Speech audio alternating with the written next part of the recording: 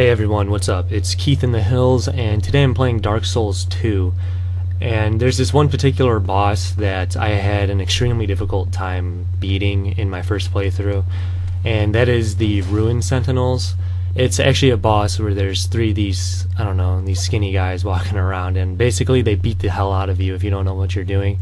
So I figured I'd kind of make a walkthrough or a guide, whatever the hell I'm doing, on how to do it. So maybe if someone is having trouble, they come across this video and they're like, oh, okay, I see what to do now. So I'm playing on this level 1 guy who's fully hollowed because I've just been running in the room trying to beat these guys. There's a lot of there's a lot of a factor of luck in this battle, where if you hopefully you get the right attacks with these guys, and sometimes they can clip you and take you out real easy. Like that first attack right there, when he smashes vertically downward at you, if you try to side roll dodge to that, it actually has a really wide hitbox, so that can hit you. So I found a lot easier way to dodge that is to just simply walk around him. Usually that works for the most part if you do it right, like right there. And you can get three free swings in on him. I happen to get 4 there just because he's staggered. But I mean, I figure if people can see me do this on a level 1 guy solo, I mean, if anyone's having trouble, I mean, maybe they can learn something from this and maybe, I don't know, get her done. Because I know these guys, I was extremely frustrated at these guys my first playthrough because I couldn't beat them. It was just ridiculous. I would always get teamed up on, and it just wasn't fun. So these guys have a lot of tricky kind of long-range attacks to dodge. A lot of them, I don't know, if you're in the right position for them, you can dodge them rather easily, but if you're in a certain range at the end of their weapon, they can tend to hit you or clip you down real easy. In this particular playthrough, I think I can't get hit once. If I get hit once, I'm dead. But I can take chip damage if I have my shield up, so that's very helpful. Be sure to use your shield against these guys. Like, I know that kind of is common sense, but really keep your shield up because they will fuck you up big time. Right there, when he jumped up and I just did that back step, I have no idea how I survived. I think the only explanation for that is there's invincibility frame in the back step, which is basically a small time in the animation where your character is basically invincible, and I think when he swung, I just happened to have that iframe, so it didn't really hit me, so that was extremely lucky. And when they do this stupid spin attack, just keep your shield up, don't try to roll away, because typically they'll catch up and then just hit you. If you keep your shield up, you can take a little chip damage and get through it rather easily, like I did. Against both of them doing it too. It's such a stupid looking attack. Look at him do it again. Whoa, look at me.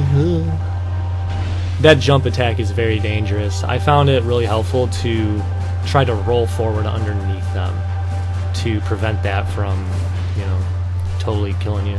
Like right here, right underneath him. It also provides a pretty good opportunity to attack. The timing with these guys to attack, when you have 2 of them, when they attack or when one of them attacks, see how they put their shield up after they attack? They kind of become passive at that point. So basically when it comes down to fighting 2 of them, you need to time it right to where one attacks and then the other attacks, and then you get a few swings in while the other one is passive. So try to find an example of that. So that one just attacked, so he's going to put his shield up for a little bit. See, so I just focus attention on the other guy who's throwing his shield at me. I don't know why they do that. Sometimes they do it, sometimes they don't. It's a pretty easily dodgeable attack. So yeah, see how they both attacked? I know now I can go in to get a few free hits and then back off. There's one attack though that they don't necessarily follow that rule. When they do the twirly whirl, they that stupid spinning attack, they can usually come out of that animation and just smack you real quick. So play it carefully if they're going to do that spin attack and you want to counter attack them. See, like right there, that one attacks on that side, so he's passive while I'm beating up his friend. And that's essentially the whole fight. It's timing your dodges right, knowing their attacks, and beating the hell out of them instead of them beating the hell out of you. Not really sure what else to say on these guys. That pretty much sums it up. As far as this boss in general, how I feel about them being in the game, I kind of, in Dark Souls 2, there's several bosses where there's multiple things attacking you, and I've always felt kind of gypped a lot of the deaths I would get, just because, like, I know there's a lot of strategy to handling 2 opponents. It's just not necessarily as fun as fighting 1, because you can usually just get hit in the back, and a lot of the times the fight just turns into what you're seeing right now, where it has, you know, the player, you're just backing off, waiting for a small opportunity to attack, and then right here I got so lucky, by the way. I actually blocked the jump attack, but its guard broke me, but I was able to dodge the other one in time. But it basically makes it to where it's a game of attrition, I guess you could say. There you go, I got the first one down. At this point I'm very, very nervous because I don't want to die. I'm out of Estus. I can't take any more chip damage. Right here, that scared me. If that hit me, even with my shield up, I'm pretty sure I would have died. So I got very lucky there. And right now I'm very nervous, though. Like I said, I don't want to die to the last one if I make a dumb mistake, which is very easy to do. But I just play it safe, and eventually he goes down. But as I was saying before, the multiple enemy bosses in Dark Souls I'm not very fond of. It's kind of like, I know it's like it makes it more difficult, but at the same time it's kind of like a sort of cheap difficulty added. I hate to say cheap and just sound like, I don't know, I sound like such an idiot or just a little bitch, like, oh, it's so cheap, you know, but when you have 2 guys thrown in and you're getting double teamed by boss enemies, it's very random, it's very difficult to get consistent at.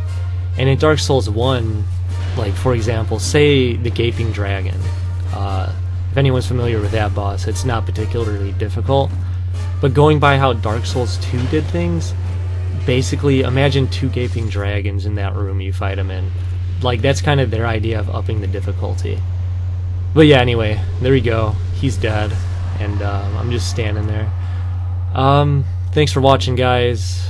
This is the end of the video. Thanks for listening to me, you know, talk and say all sorts of stupid shit.